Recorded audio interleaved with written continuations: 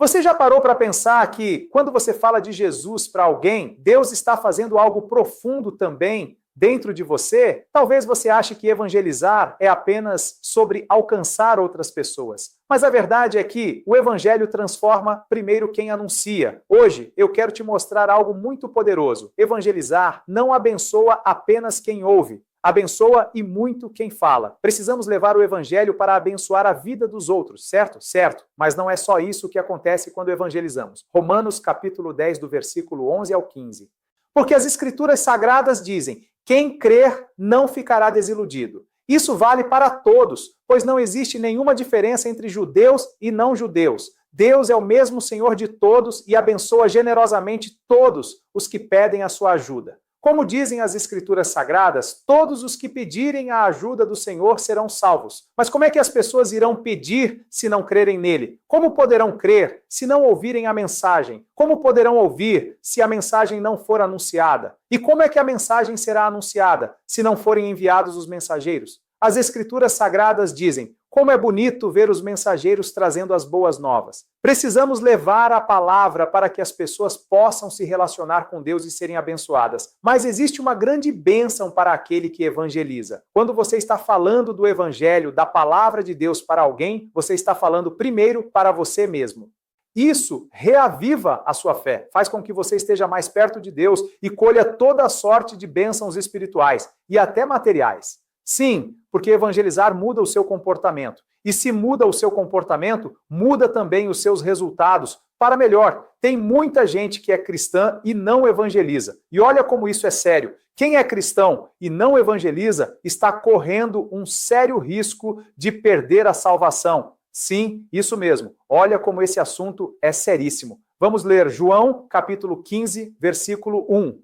Eu sou a videira verdadeira e o meu pai é o lavrador. Todos os ramos que não dão frutas, que não dão uvas, ele corta, embora estejam em mim. Mas os ramos que dão uvas, ele poda, a fim de que fiquem limpos e deem mais frutas ainda, mais uvas ainda. Vocês já estão limpos por meio dos ensinamentos que eu lhes tenho dado. Continuem unidos comigo, e eu continuarei unido com vocês. Pois assim como um ramo só dá uvas quando está unido à planta, assim também vocês só podem dar frutos se ficarem unidos comigo. Eu sou a videira e vocês são os ramos. Quem está unido comigo e eu com ele, esse dá muito fruto, porque sem mim vocês não podem fazer nada.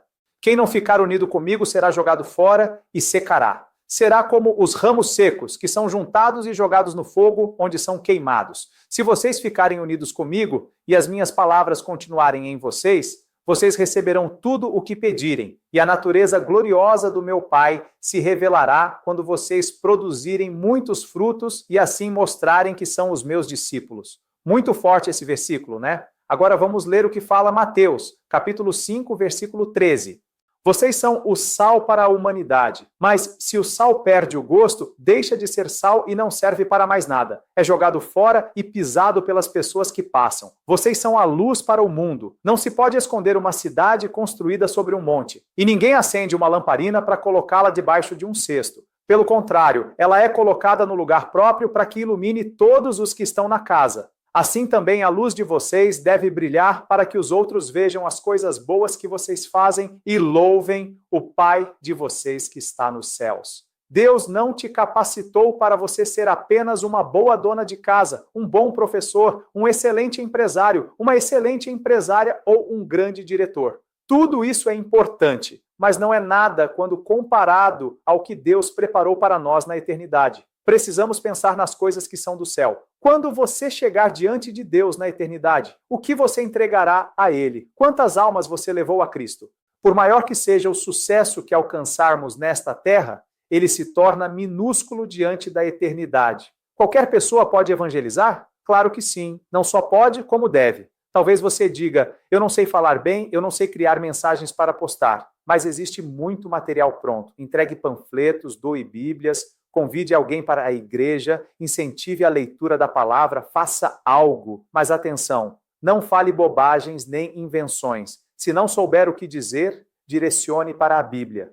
Sugira que comecem pelos 4 evangelhos. Quem convence é o Espírito Santo. Você não precisa ser perfeito, mas ao evangelizar, você ficará mais perto de Deus. Isso fortalece a sua fé, te ajuda a vencer tentações e aumenta a sua comunhão com Deus. Você acha que está ajudando os outros, mas o maior beneficiado é você mesmo. Viva o que você fala. Esse é o maior evangelismo que existe. Quantas almas você vai apresentar a Cristo quando chegar na eternidade? Essa é a pergunta mais séria que você deve fazer todos os dias. Porque Deus amou o mundo tanto que deu o seu único filho para que todo aquele que nele crê não morra, mas tenha a vida eterna. Evangelho de João, capítulo 3, versículo 16. Efésios, capítulo 6, versículo 19.